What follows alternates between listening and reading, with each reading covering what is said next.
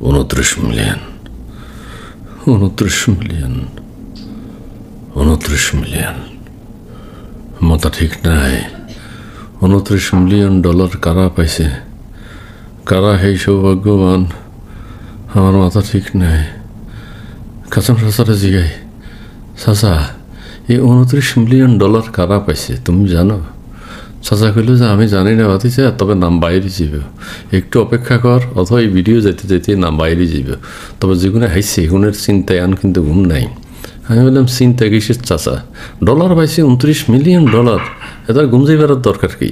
চাচা হয় না, ডোনাল্ড ট্রাম্প কইছে কোন দেশে সরকার পরিবর্তনের লাইগা এগুলো ডিপ স্টেট টাকা দিছে, এটা ট্রাম্প ফাঁস করে দিছে। ট্রাম্প বাংলাদেশে ওই বাইডেন সরকার যে 29 মিলিয়ন ডলার দিছে এটা কইয়া দিছে, ভারতে 21 মিলিয়ন ডলার দিছে সেটা কইয়া দিছে। আমি কইলাম চাচা এখন তাহলে কী হইব?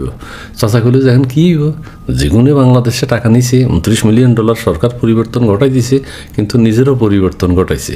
এখন ট্রাম্প সাহেব কইছে যে এগুনের নাম নাকি পত্রিকায় উঠব, পত্রিকায় উঠব একজন প্রতারক হিসাবে, শীর্ষ প্রতারক বাংলাদেশের। আমি কইলাম চাচা এটা তো আবার একটা বাজাইলা কথা কইলাম, তার মানে হেতার প্রতারণা করছে? চাচা কয় হ্যাঁ প্রতারণা করছে, এগুলো সব টাকা খরচ করে না, এগুলো সরকার পরিবর্তন ঘটাই দিছে, নিজেরাই সরকার হয়ে গেছে, নিজেদের পকেট ভারী করছে। চাচার কইলাম চাচা তো এই যে শেখ হাসিনা বারবার খুশিল, এটা কি ঠিক নেই যে বিদেশি চক্রান্ত চলছে, এটা হাসানি? চাচা কইল যে এটা তো সত্য, শেখ হাসিনা তো বারবার কইছিল, কিন্তু কারো সাতাও তো বিশ্বাস করে নাই, আসলে ঘটনা তো সত্য। আমি কইলাম চাচা আমার মন ভালো নাই, তোমার আর বেশি কথা আমি জিগাবো না, আমার ভালো লাগে না। আমি এত ডলার বাংলাদেশের উপর দিয়ে গেছে, আমি একটা টাকাও পাইনি চাচা, তুমিও একটা টাকাও পাইনি, এটা কিন্তু আমার ভালো লাগতেছে না চাচা।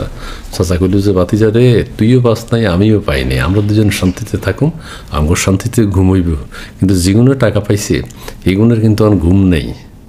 আমি কইলাম চাচা কথা তো সত্য, এই যে নামটাম বাইরে যাবে, এগুলোর মান সম্মান ইজ্জত বেগিন যাইব, কিন্তু ধরা খাইব, জনগণ আবার কি রিয়াকশান দেখায় এটারও তো কোনো ঠিক নেই। চাচা কইল যে হ্যাঁ। আমি কইলাম চাচা তোমার লোক ইলন মাস্কের সাথে কথা হয়েছিল না? ইলন মাস্ক ট্রাম্পের ডাইন হাত, এখন মাস্ক তোমারে কিছু বলো নাই? চাচা কইল যে বাতিজা মাস্ক আমারে কইল যে তুমি দেশে যাও, দেশে যাইলে তোমার জন্য একটা সারপ্রাইজ আছে, দেশে গেলে শুনতে পারবা। এখন দেশে এসেই শুনে যে 29 মিলিয়ন ডলার নাকি বাংলাদেশে দিছে সরকার পরিবর্তন করবার লাগে। এখন যেগুলো সরকার করছে এগুলো সিটিং, এগুলা ওই যেগুলো আন্দোলন করছে সেগুলো প্রতারক, সিটিং, বাংলাদেশের বিরুদ্ধে আন্দোলন করছে, বাংলাদেশের একটা সরকারকে, বৈধ সরকারকে এরা সরাই দিয়েছে টাকা খাইয়া। আমি বললাম চাচা তুমি যাই কো, আমার না কিচ্ছু ভালো লাগে না, আমার খালি একটাই মনে আসে চাচা তোমার ছুটি, চাচা তোমার আজকে ছুটি।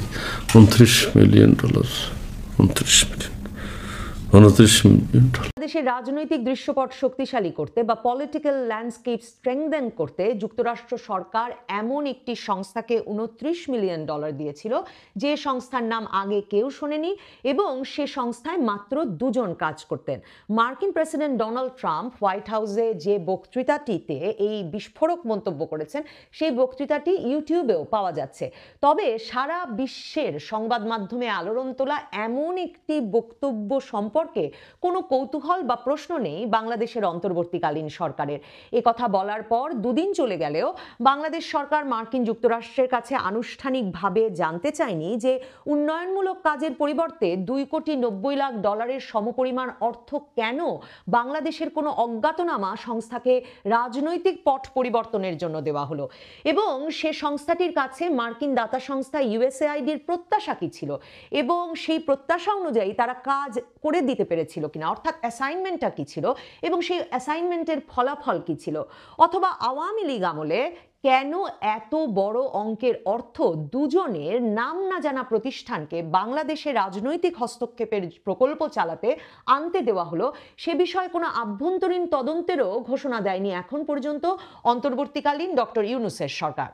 অথচ প্রেসিডেন্ট ট্রাম্প ওই একই বক্তৃতায় বলেছিলেন যে তার বন্ধু মোদির দেশ ভারতে 21 মিলিয়ন ডলার মার্কিন সরকার খরচ করেছে কোনো এক নির্বাচনে ভোটার উপস্থিতি বাড়াতে।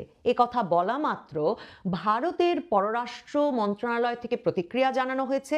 তারা বলছে ভারতের নির্বাচনে মার্কিন হস্তক্ষেপের এই প্রমাণ প্রেসিডেন্ট ট্রাম্পের বক্তব্যে উঠে আসা ভেরি ডিপলি ডিস্টার্বিং, অর্থাৎ অত্যন্ত গভীরভাবে উদ্বেগজনক। পররাষ্ট্রমন্ত্রী এস জয়শঙ্কর বলছেন তারা তদন্ত করে দেখছেন ভারতের কোন কোন প্রতিষ্ঠান কি কি কাজে ইউএসএআইডির অর্থ সহায়তা নিয়েছিল। ভারতের পররাষ্ট্রমন্ত্রী বলছেন যে ভারত সরল বিশ্বাসে বহু বছর ধরে যুক্তরাষ্ট্রকে উন্নয়নমূলক কাজ করতে দিয়েছে তাদের দেশে। তার মানে এই নয় যে কোনো বিশেষ মতবাদ বা ন্যারেটিভ চাপিয়ে দিতে তারা বিপুল অর্থ ভারতে খরচ করবে। ভারতের পররাষ্ট্রমন্ত্রী এস জয়শঙ্কর বলছেন একজন ব্যক্তি কি শুনবেন, কিভাবে ভাববেন, কি চিন্তা করবেন, কোনটা তার কাছে ন্যায় বা অন্যায়, ভুল বা শুদ্ধ, সব ধারণাই আসলে বদলে দিতে পারে এ ধরনের বড় প্রকল্প কোনো একটি বিশেষ ন্যারেটিভ চাপিয়ে দেওয়ার জন্য। এই জন্য ভারতের পররাষ্ট্রমন্ত্রী বলছেন মার্কিন স্বার্থে দেশের মানুষের মন আর ধ্যান ধারণা বদলে ভারতের কোন কোন সংস্থা বা কোন কোন ব্যক্তি কাজ করেছেন সেটাও তাই ভারতের জনগণের জানা দরকার। এবং সে কারণে ভারত তদন্ত শুরু করেছে ইউএসএআইডির প্রকল্পগুলো নিয়ে যেসব সংস্থা বা ব্যক্তিরা কাজ করছিলেন তাদের নিয়ে। প্রেসিডেন্ট ট্রাম্প এই প্রকল্পগুলোর বিষয়ে মন্তব্য করার আগেই গত 15ই ফেব্রুয়ারি এলন মাস্ক, যাকে ট্রাম্প মার্কিন প্রশাসনের দক্ষতা বৃদ্ধি এবং সরকারের খরচ কমানোর দায়িত্ব দিয়েছেন, তিনি যে দপ্তরের দায়িত্বে আছেন সরকারি দক্ষতা বিষয়ক বিভাগ, সেই বিভাগের এক্স হ্যান্ডেলে ঘোষণা দিয়েছিলেন এই বাংলাদেশে $29 মিলিয়ন এবং ভারতে $21 মিলিয়ন বন্ধের। এর পাশাপাশি আরও কয়েকটি দেশে এ ধরনের প্রকল্প বন্ধ করার কথা ছিল।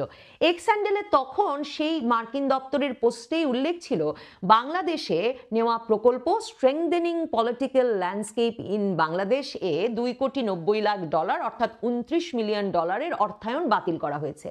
তখন থেকেই আমার খুব জানার ইচ্ছা যে কোন সে প্রকল্পগুলো যেগুলো বাংলাদেশে অত্যন্ত প্রয়োজনীয় স্বাস্থ্য, শিক্ষা সহ মানুষের জীবন রক্ষাকারী এবং জীবন মান উন্নয়নকারী প্রয়োজনীয় নানা প্রকল্পে অর্থ বরাদ্দ না করে কি ব্রিফ দিয়ে কি কাজে প্রায় $3 কোটি খরচ করলো। পলিটিক্যাল ল্যান্ডস্কেপ স্ট্রেংথেনিং এর বাংলা কি করব? এর বাংলা কি প্রথম আলোর মতো রাজনৈতিক পরিস্থিতি শক্তিশালীকরণ করব? ল্যান্ডস্কেপের বাংলা তো দৃশ্যপট বা রাজনৈতিক পট, মানে তাহলে কি রাজনৈতিক পট বা দৃশ্যপট শক্তিশালীকরণ বলবো? শক্তিশালীকরণ মানে কি? পরিবর্তন মানে এই প্রকল্প কি তাহলে আসলে রাজনৈতিক পট পরিবর্তনের জন্য ব্যবহৃত হয়েছে? রেজিম চেঞ্জের জন্য খরচ হয়েছে? শেখ হাসিনার সরকার পরিবর্তনের অ্যাসাইনমেন্ট দেওয়া হয়েছিল দুজন লোকের কোনো বিশেষ প্রতিষ্ঠানকে? প্রেসিডেন্ট ট্রাম্প বলছেন $10-20 হাজার তো নয়, রাজনৈতিক ল্যান্ডস্কেপ বা রাজনৈতিক পট পরিবর্তনের জন্য মাত্র দুজন মানুষের যে বাংলাদেশি প্রতিষ্ঠান মার্কিন সরকারের $2.90 লাখ হাতিয়ে নিয়েছে, সেই ভাগ্যবান প্রতিষ্ঠানটির নাম জানতে বাংলাদেশের মানুষের সামাজিক যোগাযোগ মাধ্যম জুড়ে ব্যাপক আগ্রহ দেখা গেলেও এবং এই নিয়ে ব্যাপক আলোচনা দেখা গেলেও কোনো আগ্রহ বা কৌতূহল নেই ডক্টর ইউনূসের সরকারের। কেন যুক্তরাষ্ট্র আমাদের দেশের রাজনৈতিক পরিবেশে হস্তক্ষেপ করতে এই বিপুল পরিমাণ টাকা খরচ করবে, এটাই যেন স্বাভাবিক বলে ধরে নিয়েছেন ডক্টর ইউনূসের সরকার। এবং ইউনূস সরকার যেন জানেন কোন ব্যক্তি বা প্রতিষ্ঠানকে অথবা কোন দুই ব্যক্তিকে বাইডেন প্রশাসন বাংলাদেশের টাকায় $352 কোটি বেশি মার্কিন অর্থ সহায়তা দিল শুধুমাত্র বাংলাদেশের রাজনৈতিক পট শক্তিশালী করার জন্য, নাকি মার্কিন যুক্তরাষ্ট্র যে পট পরিবর্তনের দায়িত্ব দিয়েছিল আর যে অ্যাসাইনমেন্ট দিয়েছিল এই বিপুল পরিমাণ অর্থের বিনিময়ে, সেই অ্যাসাইনমেন্টের ফলশ্রুতিতেই কি তাহলে ডক্টর ইউনূস এখন ক্ষমতায়? তাই ট্রাম্পের মন্তব্যে কোনো বিস্ময়, কৌতূহল বা বাংলাদেশের রাজনীতিতে হস্তক্ষেপের এই প্রমাণ হাজির করায় কোনো ক্ষোভ নেই ইউনূস সরকারের।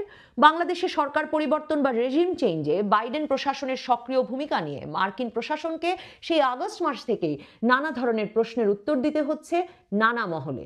প্রেসিডেন্ট ট্রাম্প বরাবরই বলে আসছেন যে ইউএসএআইডির মাধ্যমে, মানে যুক্তরাষ্ট্র সরকার তার উন্নয়নমূলক কাজে সহায়তা দানের মাধ্যমে মার্কিন জনগণের অর্থ অপচয় করে আসলে একটা ডিপ স্টেট পরিচালনা করে। তো ডিপ স্টেট কি? ডিপ স্টেট হচ্ছে সারা পৃথিবী জুড়ে সকল পেশাজীবীদের মধ্যে সকল সেক্টরে সমাজের সকল স্তরে মার্কিন স্বার্থ দেখার জন্য ব্যক্তি তৈরি করা এবং তাদের নানা রকম আর্থিক সুবিধা দিয়ে বছরের পর বছর পালন করা এবং তাদের মাধ্যমে মার্কিন স্বার্থ বা ইচ্ছার বাস্তবায়ন ঘটানো।